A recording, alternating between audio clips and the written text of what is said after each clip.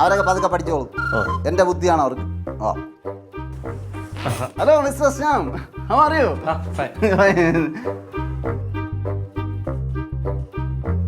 ബഹുമാനിക്കാൻ അറിഞ്ഞൂടാ തേവനെ എന്തിനാണ് എന്റെ ഓഫീസിൽ കയറി വന്നിട്ട് നിങ്ങളെ എനിക്കറിയാം. ഇങ്ങനെ നോക്കണം, കടിച്ച് കീറാൻ നിൽക്കാൻ പോലെ. നമ്മൾ തമ്മിൽ ജെന്റിൽമാൻ ഡീലിങ്സ് ആണ്. ഇങ്ങനെയുള്ള ഊളകളെ എന്റെ ഓഫീസിൽ വിളിച്ചോണ്ട് വരുന്നത് എനിക്ക് ഇഷ്ടമല്ല. മര ഊള എന്റെ കണ്ണിട്ട് എന്ത് വിഷയം? അവിടെ ഇരി, ഉറങ്ങ്. എവിടെ ഇരിക്കണം? ഇയാളെന്തിനാ അവിടെ കയറി ഇരിക്കണ? ഇവിടെ വന്നപ്പോഴത്തെ ഇവരൊക്കെ വന്നോണ്ട് ഞാൻ അങ്ങനെ ഇവരൊക്കെ വന്നോണ്ട് എന്താ സംബന്ധക്കാരാ? ഞാൻ നിങ്ങളെ പലതവണ പറഞ്ഞിട്ടുണ്ട് ഇത് മ്യൂസിയം പാർക്കല്ലെന്ന്. എന്റെ ഓഫീസാണ്. ബാഗ് എടുത്ത് അവിടെ വെച്ച് ചന്തി എടുത്ത് ഇവിടെ വെച്ച് ഇറങ്ങി. പക്ഷെ അങ്ങനെയൊക്കെ സംസാരിക്കാം സാറേ. പിന്നെ ഞാൻ വന്ന് മറ്റേ കേസ് പറയാൻ വേണ്ടിയാണ് സാറിന്റെ അടുത്ത് ഞാൻ വന്നത്. ഓയോ ഭയങ്കര കേസ് തന്നെ. ഓ ആ നല്ല ഡീസന്റ് കേസ്. അവൻ അമേരിക്കയിൽ പോയി. ഇനി അവനെ കണ്ടുപിടിക്കണമെങ്കിൽ അമേരിക്കയിൽ പോകണം. ഞാൻ വിസ എടുത്ത് പോകാനെ പിടിക്കാൻ. ആ അങ്ങനെ പോകണമെങ്കിൽ 1,00,000 രൂപയാവും. 1 ലക്ഷം രൂപ? ഓ 1 ലക്ഷം അടിക്കാറുണ്ട്. 1 ലക്ഷം രൂപ ഉണ്ടാക്കി ഞാൻ അങ്ങ് പോകും. ഓ അവിടെ പോയി ഉണ്ടാക്കി. എന്നെ എന്തിനു കൊല്ലാൻ വരണത്? അതല്ല സാറ് ഏറ്റുകൊണ്ടാണ് ഞാൻ അത് നിന്നത് കേട്ടോ. കേസ് ഏറ്റ അത് നടത്താൻ പഠിക്കണം. ഞാൻ ഏറ്റല്ല, ശ്രമിക്കാന്നേ പറഞ്ഞോളൂ കേട്ടാ.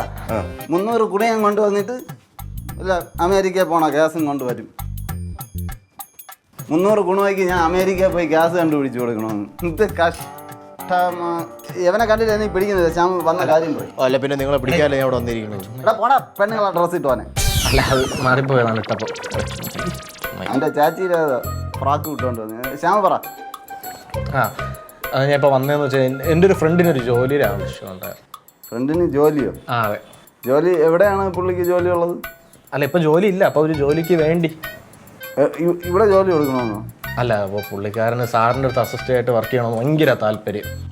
ആ ഇത്രയും കഴിവും ഇത്രയും വലിയ ബിസിനസ്സൊക്കെ നോക്കി നടക്കുന്ന സാറിൻ്റെ അടുത്ത് തന്നെ അസിസ്റ്റ് ചെയ്യണം.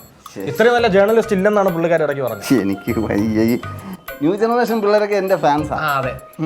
അല്ല ഈ പുള്ളി എവിടെയുള്ള? പുള്ളി വേണ്ടപ്പെട്ട ആളാ. ഇവിടെയൊക്കെ ഉള്ളത് തന്നെ. ഇവിടെയൊക്കെ തന്നെ. അപ്പോൾ വരാൻ പറയൂ, നമുക്ക് നോക്കാം. ഇൻ്റർവ്യൂ ചെയ്തിട്ട് എന്താണെന്ന് വെച്ചാൽ ചെയ്യാം. വന്നിട്ടുണ്ട്. വന്നിട്ടുണ്ടോ? വിളിക്കും. അവിടെയല്ല പിന്നെ ഇങ്ങനെ അടുത്താണ് ജോലി എന്ന് പറഞ്ഞത്. ചുമ്മാരി എനിക്കെന്തും വേണ്ട ഇങ്ങളോട് ജോലി. ഇവിടെ പറ്റില്ല. അല്ല യവനെ പോലെ ഒരു സാധനത്തിനെ ഈ ഓഫീസിൽ പണിക്കെടുത്തിട്ട് ഈ ഓഫീസ് പൂട്ടാൻ ഞാൻ തീരുമാനിച്ചിട്ടില്ല. ആര് പണി എടുക്കണ? അല്ല അങ്ങനെയല്ല. ഞാൻ ഇവിടെ ജോലിക്ക് വെക്കണം. അഹങ്കാരം പിടിച്ച ചെറുക്കൻ. മാങ്ങാടി മാങ്ങാടി ഞാൻ വേറെ വല്ലതും വിളിച്ച് പറയാം. വിളിച്ചോണ്ട് പോകാൻ ജോലി അല്ലല്ല അങ്ങനെയല്ല. അവന്റെ നിസ്സഹായാവസ്ഥയാണ് ജീവിക്കാൻ. ജീവിക്കാൻ വഴിയില്ലെങ്കിൽ അവന്റെ അഹങ്കാരം അതല്ലല്ലോ.